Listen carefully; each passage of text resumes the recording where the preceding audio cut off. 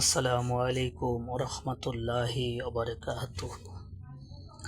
আসসালাতু আসসালামু আলা সাইয়্যিদিল আম্বিয়া ওয়াল মুরসালিন ওয়া আলা আলিহি ওয়া সাহাবিহি আজমাইন। সম্মানিত সুধী, আজকে এমন একটি বিষয় নিয়ে আলোচনা করব যেটা অনাকাঙ্ক্ষিত ঘটনা, যেটা প্রত্যাশিত করি নাই, সেই ঘটনাটাই ঘটেছে।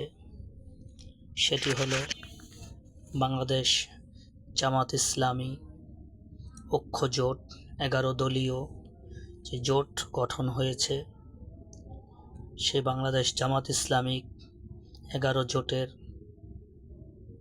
নায়েবে আমির সৈয়দ মোহাম্মদ পীর সাহেব চরমোনাই তিনি ডিভাইডেড হয়ে গিয়েছেন।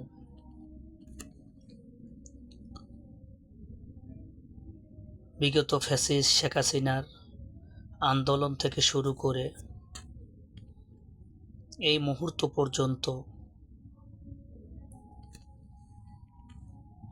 এক সুরে কথা বলেছেন, তাই গোটা জাতি আনন্দিত ছিল এবং দোয়া করেছিল যে আল্লাহ এই বাংলাদেশ জামাত ইসলাম জোটের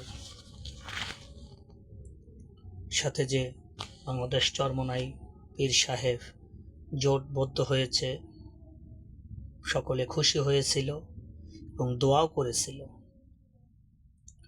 যে নির্বাচন পর্যন্ত তারা একসাথে থাকবে, এক বাক্সে নির্বাচন করবে এবং ইসলামিক একটি সরকার গঠন করবে। যে লক্ষ্য ছিল, সেই লক্ষ্যটা আজকে নষ্ট করে দিল সে নিজেই, শুধু স্বার্থ কারণে। আজকে চরমোনাই পীর সাহেব 2001 থেকে এই পর্যন্ত প্রায় 30 বছর ধরে নির্বাচন করে আসছে। 30 বছরে একটি আসনও কোথায় বিজয় অর্জন করতে পারে নাই। তারা 300 আসনে নির্বাচন করে চরমোনাই পীর সাহেব, সেখানে একটি আসনেও বিজয় হয় নাই। এমনকি পীর সাহেব চরমোনাইয়ের যে আসনটি, সেই আসনেও দীর্ঘ 30 বছরেও তিনি নিজেও নির্বাচিত হতে পারেন নাই। তো সেই দলের আমির কিভাবে 110টি আসন চায়? এটা ফাজলামানি ছাড়া আর কিছুই না।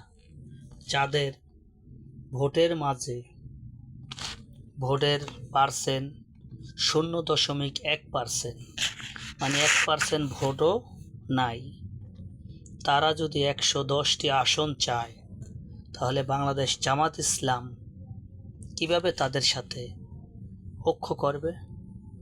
আমিরে জামাত ডাক্তার শফিকুর রহমান সাহেব তিনি 40টি আসন পর্যন্ত দিতে চাইছেন, সেখানে তিনি রাজি হন নাই। তার আরও বেশি আসন লাগবে, যেখানে 30 বছরে একটি আসনও পীর সাহেব চরমোনাই পায় নাই। তিনি নিজেও তার নিজের আসন থেকেও নির্বাচিত হতে পারেন নাই, সেখানে 110টি আসন কিভাবে চায়? অযৌক্তিক, এবং এটা মানুষ আশা করে নাই। ব্যক্তিগতভাবে আমি নিজেও তার কাছ থেকে এটা আশা করি নাই। তার ব্যক্তি স্বার্থের জন্য এভাবে জোটকে তিনি ভেঙে দিলেন, এটা তার কাছ থেকে আমি ব্যক্তিগতভাবেও আশা করি নাই।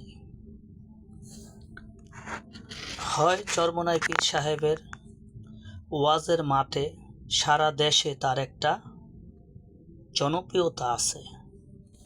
পীর সাহেব চরমোনাইর দেখা যায় সব দলের মুরিদ আছে, সকল দলের মানুষ তার দরবারে যায়, তাকে ইজ্জত সম্মান করে, এটা বটে, অস্বীকার করার কোনো সুযোগ নেই।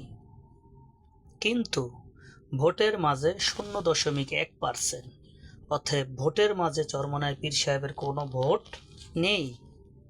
সেটা প্রমাণ 30 বছর রাজনীতির অভিজ্ঞতায় তার। সেখানে বাংলাদেশ জামাত ইসলাম 2001-এর নির্বাচনে 19টি আসন তারা বিজয় লাভ করেছেন। সেই আসনই যেমন ফ্যাসিস্ট শেখ হাসিনায় জামাতের যে আমিরদের ফাঁসি দিয়েছে, সেই 19 জনের ভিতরেরই ব্যক্তিদেরকে ফাঁসি দিয়েছে। তো আজকে সেই বাংলাদেশ জামাত ইসলামের কাঁধে ভর করে তারা এত আসন চায়, এটা অযৌক্তিক। এমনকি যে আসনগুলি চাচ্ছে সে আসনগুলি হলো যেখানে বাংলাদেশ জামাত ইসলামের প্রার্থীরা 100-র ভিতরে 90% তারা জিতবে, সে আসনগুলি চাচ্ছে। অতএব তাদেরকে সে আসন দিলে তারা বিজয় হবে না। তারা ভোটের মাঝে তারা জিরো, কিন্তু ওয়াজের মাঝে তাদের বয়ান শুনে মানুষ কান্না করে, কিন্তু ভোটের মাঝে তাদের 0.1 পয়েন্ট। তাই বলতে চাই, রাজনীতি একটা, ইসলামিক স্কলারের ধরন একটা। আমি যদি সারাক্ষণ সকাল থেকে রাত্র পর্যন্ত যদি খতমে কোরআন পড়ি, কোরআন খতম করি, কিন্তু সেই কোরআন খতমের উসিলায় আমি এমপি হয়ে যাব না। আমি যদি সারা রাত্র বসে যদি কি তাসবিহ পড়ি, আমি মন্ত্রী হয়ে যাব না। মন্ত্রী হতে হলে যোগ্যতা লাগবে। সারা রাত্র কোরআন পড়লে সওয়াব হবে আমল নামায়, কিন্তু আমি সংসদ সদস্য হতে পারবো না। এটাই হলো বাস্তবতা। তাই পীর সাহেব চরমনায় মুরিদ আছে বটে, সারা দেশে তার জনপ্রিয়তা আছে, সেগুলি হলো মসজিদ কেন্দ্রিক, মাদ্রাসা কেন্দ্রিক, দরবার কেন্দ্রিক, কিন্তু রাষ্ট্র গঠনের ক্ষেত্রে তাদের কোনো ভূমিকা নেই, জিরো। তাই বলতে চাই, পীর সাহেব চরমনাইকে এখনো ফিরে আসুন। বাংলাদেশ জামাত ইসলাম যে উদারতার মন দিয়ে যে আসনগুলি দিতে চাইছে সেগুলি গ্রহণ করুন। হাসি মুখে ইসলামিক জোটকে আঁকড়ে ধরেন। আগামীর বাংলাদেশ ইসলামের পক্ষে হবে, এটা নিশ্চিত, খালি ভোটের অপেক্ষা। তাই ব্যক্তি স্বার্থের জন্য দল থেকে ছুটে যেয়েন না, এই জাতি আপনাকে ক্ষমা করবে না। মানুষ 5ই আগস্টের পর থেকে আপনাকে আন্তরিকতার সাথে দেখেছে, বক্তব্য শুনেছে, ইসলামিক ঐক্য করার জন্য অনেক কথা বলেছেন, মানুষ শুনছে, গ্রহণ করেছে এবং অনেকটা জনপ্রিয়তা হয়েছে। কিন্তু এমন কোনো কাজ করিয়েন না জনগণ আপনাদের কাছ থেকে মুখ ফিরে নিবে। আপনার দরবারে মানুষ যেন না যায় এমন কোনো কাজ করিয়েন না। ব্যক্তি স্বার্থের কারণের জন্য আগামীর বাংলাদেশ ইসলামিক ব্যক্তিদের কাছ থেকে হাতছাড়া করিয়েন না। আপনারা যদি দল থেকে বাইর হয়ে যান, আবার যদি আপনারা 300 আসনই যদি নির্বাচন করেন, আমি বললাম একটি আসনও পাবেন না। কেননা বিগত আমলে তো আপনার নিজের আসন থেকেই তো নির্বাচিত হতে পারেন নাই। এটাই তো অভিজ্ঞতা, বাস্তবতা।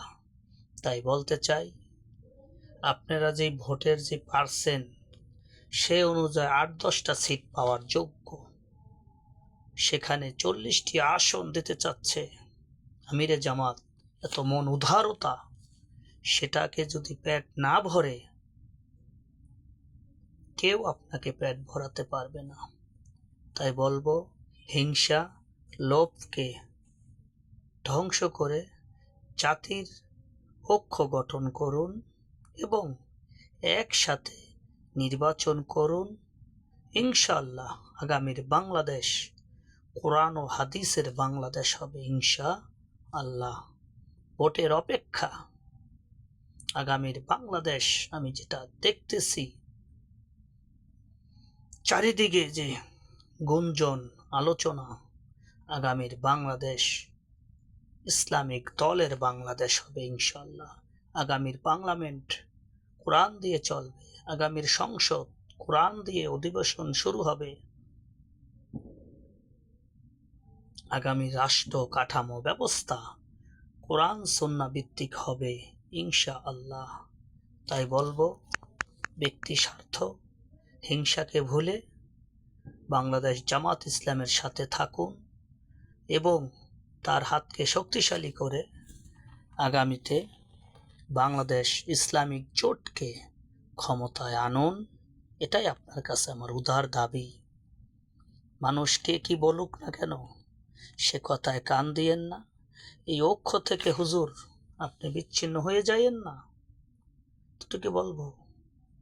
আপনি আলাদা নির্বাচন করেও কিচ্ছু করতে পারবেন না, এবং আপনারা যদি নির্বাচিত হনও তো অসম্ভব। তো আগেই বললাম যে সারা রাত্র কোরআন পড়লেই এমপি হয়ে যাবেন না, সারা রাত্র তাসবিহ পড়লে আপনি মন্ত্রী হতে পারবেন না। অতএব যে পলিসি সিস্টেম, সেই সিস্টেমে যেতে হবে। যেমন ডাইরেক্ট সন্তান কি আসমান থেকে পড়ে? দুনিয়াতে আসে না।